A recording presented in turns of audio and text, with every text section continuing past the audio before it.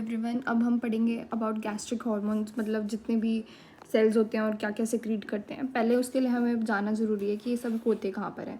ठीक है, तो अब ऊपर हमारा जो बॉडी होता है ना स्टमक का, फिर एंट्रम होगा एंड ड्यूडेनम होगा। ड्यूडेनम वाले साइड ड्यूडेनम को फेवर करेंगे, मेक सेंस राइट। जो बॉडी है मतलब मेन पार्ट जो होता है शरीर के हिस्से का भी बॉडी होती है ना, जो मेन हो गया इससे उसका नाम बॉडी है। तो उसमें मेन सारे आएंगे, जैसे कि HCl, इंट्रिंसिक फैक्टर, पेप्सिनोजन, ये सब बहुत ज़रूरी होते हैं। तो पेराइटल सेल जो होता है ना वो हमारा HCl इंट्रिंसिक फैक्टर को रिलीज़ करता है, जबकि जो हमारा चीफ सेल होता है वो पेप्सिनोजन को रिलीज़ करेगा।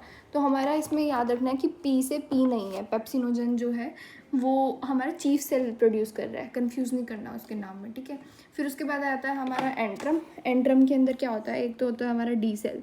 डी सेल जो होते हैं मतलब सोमैटोस्टेटिन, वो ना सारे के सारे ना इनहिबिट करता है, वो अपोजिट चलते हैं। ठीक है, म्यूकस तो प्रोटेक्टिव लेयर हो गया, एंड जी सेल जो होते हैं वो गैस्ट्रिन को रिलीज़ करेंगे, जो कि उसको पेराइटल सेल को एक्टिवेट करके HCl को इंक्रीज़ करेगा।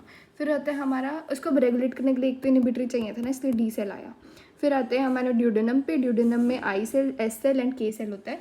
आई से हमारा CCK रिलीज़ होगा, ICCK, एंड सिक्रिटन एस से होगा, एंड के से हमारा GIP होता है। तो ये इंसुलिन प्रोमोट करता है, अभी हम इनके बारे में पढ़ेंगे। चलो अब हम इसका हिस्टोग्राम डायग्राम भी देख लेते हैं। तो ये कहाँ कहाँ पे लोकेट होते हैं, कई बार क्वेश्चन ऐसे पूछ लेते हैं, तो आपको ये दोनों पता होने चाहिए। ठीक है, यहाँ से इसको ही एक्सपैंड करके इन्होंने आगे बताया। ये देखो गैस्ट्रिक पिट्स हो गई हमारी, ये अपर ग्लैंडुलर एरिया हो गया, फिर उसके बाद अंदर की तरफ डीपर वाला हो गया। ठीक है, फिर सब म्यूकोसा वगैरह। इनमें कहाँ पर लोकेशन है, ऊपर की तरफ हमारा एपिथेलियम है, कुछ नहीं। उसके बाद ये जो हमारे सेल आए हैं म्यूकस सेल होते हैं। फिर ये जो हमारे ये क्रैब जैसे दिख रहे हैं हमारे रेड कलर के, वो पेराइटल सेल हो गए। फिर चीफ सेल आता है हमारा। पेराइटल पे मैंने क्या बोला था, प से प नहीं, तो पेप्सिनोजन के अलावा क्या क्या है, HCl। तो इसलिए इसको इतना फैंसी फोटो भी दिया ना।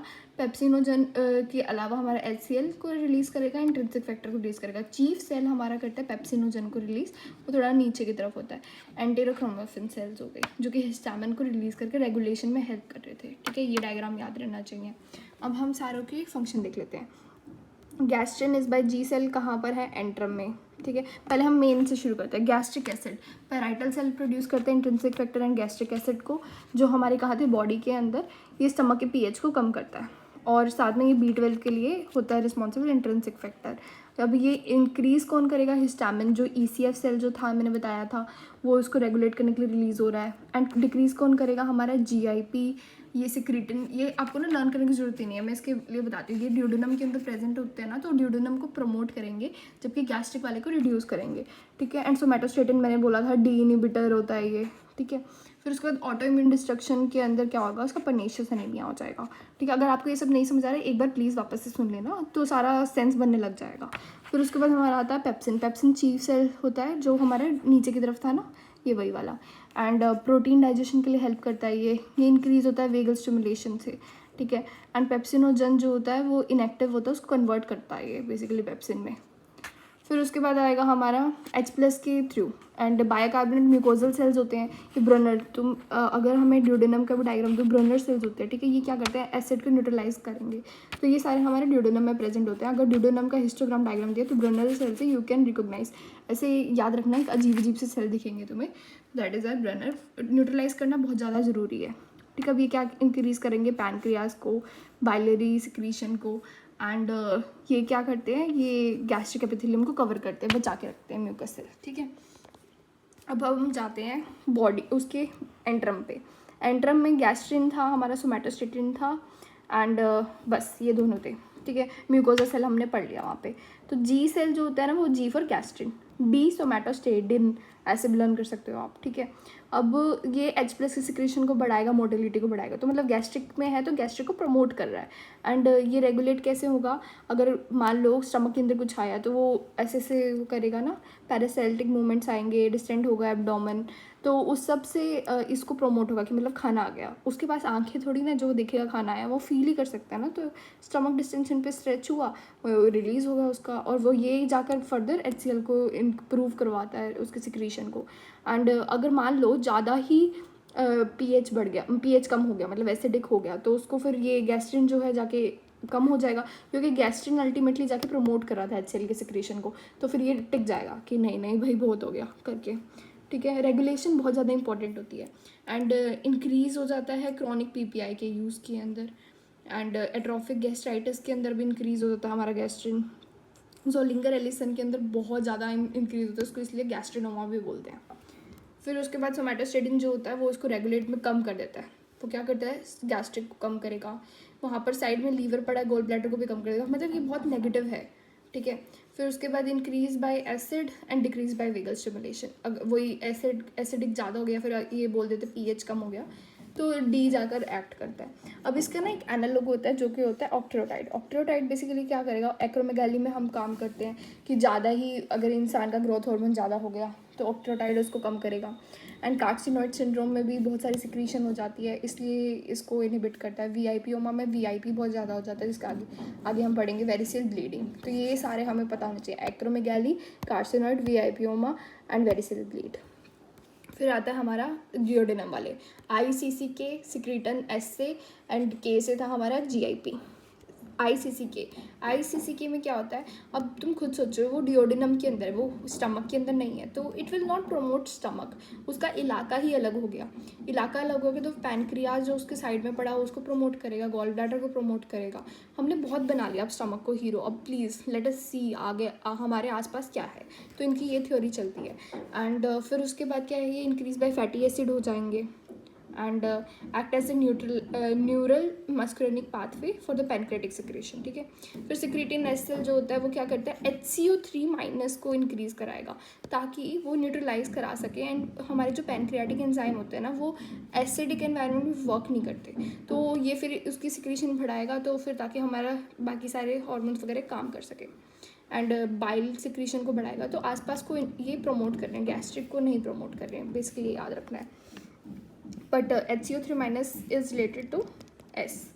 फैटी एसिड से इंक्रीज होते हैं, तो इंक्रीज इन HCO3- न्यूट्रलाइज करता है गैस्ट्रिक एसिड को डियोडिनम में, ताकि पैनक्रियाटिक एंजाइम एक्ट कर सके। मैंने यही सेम लाइन बोली थी। जीआईपी में ना तुम्हें याद रखना है, इसको हम बोलते हैं गैस्ट्रिक इनहिबिटरी पेप्टाइड, बट ये भी सेम ही काम कर रहे थे। इंसुलिनोट्रोपिक, मतलब ये इंसुलिन को इंक्रीज कराता है। हमने क्या किया, हमने पैनक्रियाज की सिक्रीशन को बढ़वाया, आईसीसी के, सिक्रीटिन ने HCO3- करवाया।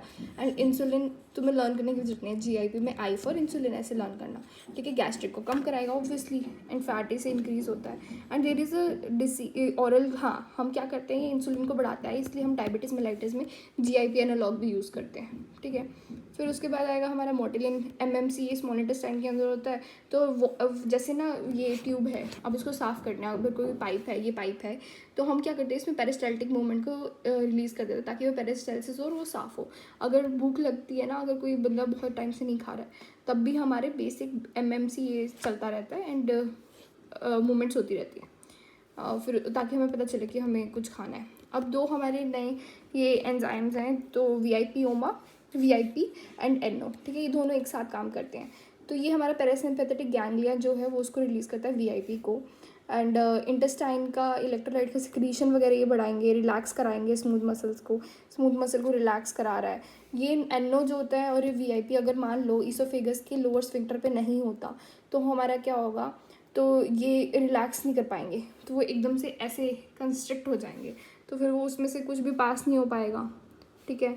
ये इसका सिग्निफिकेंस होता है। और वीआईपीओमा करके एक बीमारी होती है जिसमें पैनक्रियाज ट्यूमर जो होता है ना, वो VIP को रिलीज़ करता है।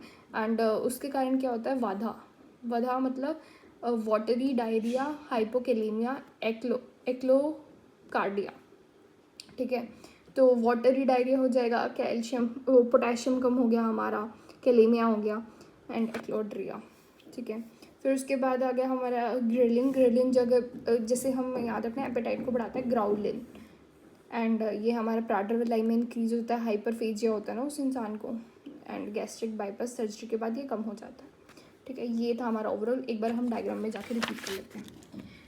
ओके, सो क्या क्या था हमारा, पैराइटल सेल, चीफ सेल, उल्टा प से प नहीं आएगा तो HCl एंड इंट्रिंसिक फैक्टर ये रिलीज़ करेगा, और ये नीचे होता है। वैसे भी हिस्टोग्राम में भी हमने पढ़ा था, ये नीचे की तरफ होता है हमारा चीफ सेल ने प्रोड्यूस करा पेप्सिनोजन, जो कि पेप्सिन कन्वर्ट होगा। एंड फिर उसके बाद हमारे ई सेल होता है, वो चीफ सेल के लिए हो गया, ठीक है, हिस्टामिन रिलीज़ कर दिया। अब ये सारे जो हैं हमारे म्यूकस सेल तो ठीक है प्रोटेक्शन वगैरह के लिए होता है जो भी है। जी सेल से गैस्ट्रिन रिलीज होता है, उसको प्रमोट करेगा, ठीक है। गैस्ट्रिनोमा हमारा ज़ोलिंगर एलिसन सिंड्रोम होता है। डी सेल जो है वो इनिबिट करेगा, ये रेगुलेट करता है, वो इनिबिट करता है सब कुछ। वो स्टमक में रह के भी इनिबिट कर रहा है, समझ रहे हो, उसको में भी यहाँ पर आना था। तो ड्यूडेनम वाले प्रमोट क्या करेंगे, जो आसपास में यहाँ पर क्या है हमारा बाइल सिक्रीशन, यहाँ पर है हमारे पैनक्रियाटिक। तो पैनक्रियाज के अंदर भी सब कुछ इंक्रीज हो रहे हैं।